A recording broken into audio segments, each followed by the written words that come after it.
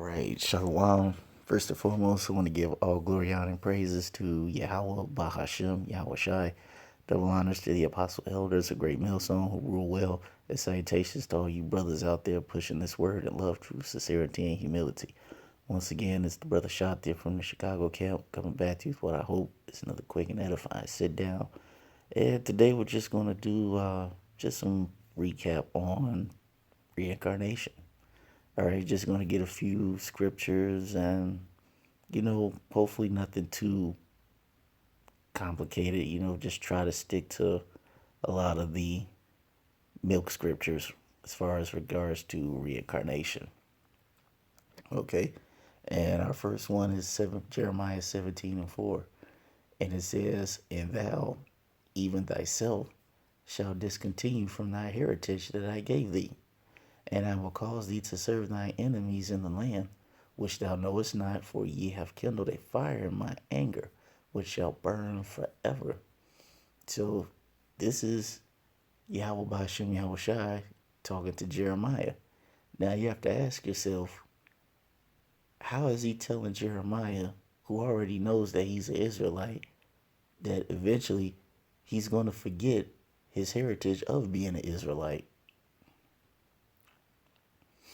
Well, the answer is pretty easy. All right. Jeremiah is eventually going to be reincarnated in some time in the future where he's not going to know that he's an Israelite. Because right now he does know. All right. If he didn't know, he wouldn't be able to write this stuff. And if he didn't know, then you wouldn't have this precept. So at this time, Jeremiah knows that he's an Israelite. But Yahweh Bashem Yahweh Shai is telling him there's going to come a time when in the future, when you're reincarnated again, that you're not going to know about you being an Israelite. Okay? So, let's get another one. We're going to go to Daniel 12 and 13. And it says, and this is Yahweh Bashem Yahweh Shai talking to Daniel. He says, "But go thy way till the end be," which are these very last days, "for thou shalt rest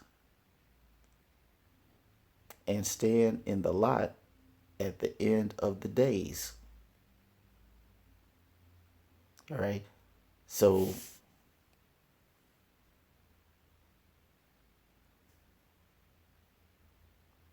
at this point in the story, you have Yahweh Bashem Yahweh Shai telling Daniel, "Hey, I've told you all the prophecies that I'm going to possibly tell you for right now. So basically, relax and chill out. And eventually there's going to come a time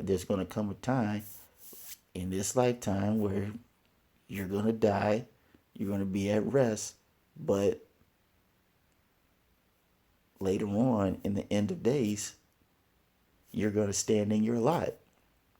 Because you have to remember, as the scripture says, the spirit of the prophet, spirit of prophet subject.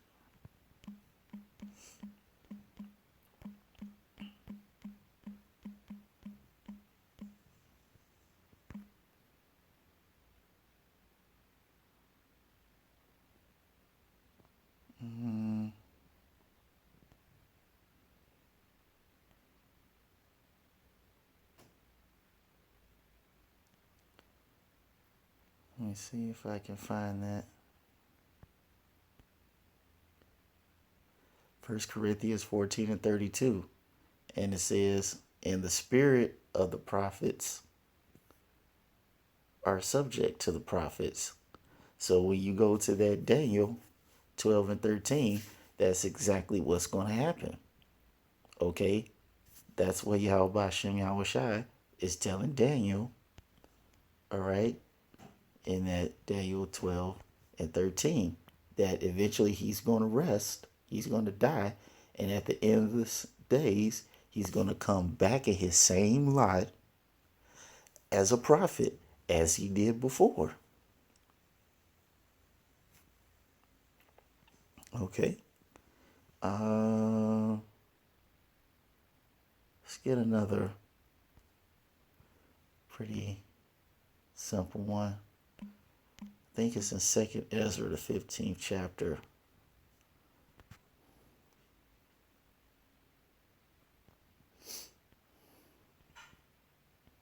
Was it 2nd Ezra 15? No, it's 16. Sorry about that. Now, to catch you up to this precept, Ezra asked Yahweh Shem Yahweh Shai, what's going to be happening in the end of days?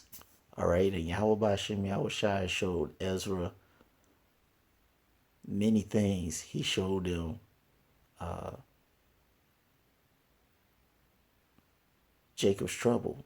He showed him people dying by weapons, people dying by hunger, people dying by diseases. Okay, people being eaten. He saw the purge, and he saw the nuclear missiles.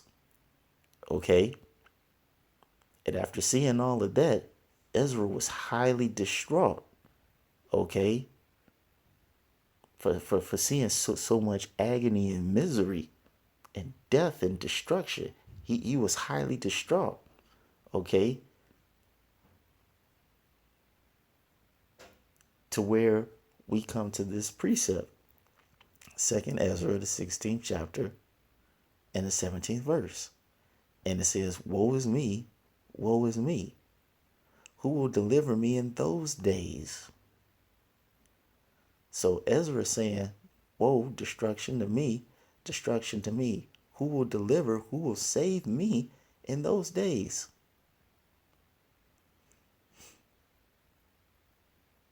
So even Ezra knew that he would be reincarnated in the future. Because if Ezra didn't know or believe in reincarnation, he wouldn't say this. But because he did know about reincarnation, and he did know that sometime in the future, especially these last days, that he would be back on this earth, he made this statement. Basically, it's destruction to me, destruction to me. Who's going to save me in those days?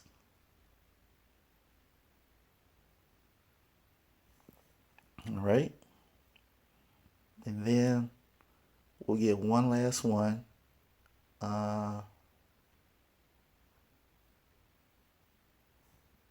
And we'll close it out. We're going to go to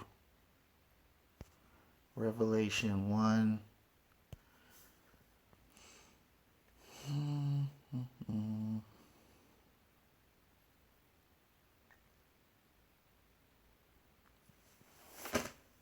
Okay, this is Revelation 1. 1 and 7. And it says, behold, he cometh with clouds, and every eye shall see him, and they also which pierced him, and all kindreds of the earth shall wail because of him. Even so, Amen. So when we break this down, it says, behold, he cometh with clouds. Now those are the chariots, but that's a topic for a whole another time. Okay, it says every eye shall see him, and it says, and they also which pierced him. Now we're in the book of Revelation. Okay, and as we all know, this time, this book that's being written is happening years and years and years and years way after Yahushua's death. But it's saying, and they also which pierced him. So you got to ask yourself, if he was already pierced by these guys years ago, how is it that the guys that pierced are going to see him again? Because those same wicked people, those Romans, them centurions that pierced him back in that time, are going to be reincarnated back again in this modern time.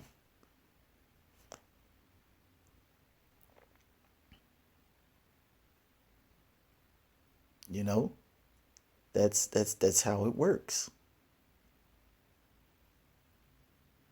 The same men that pierced him back then are going to be the same men alive today that are going to see him.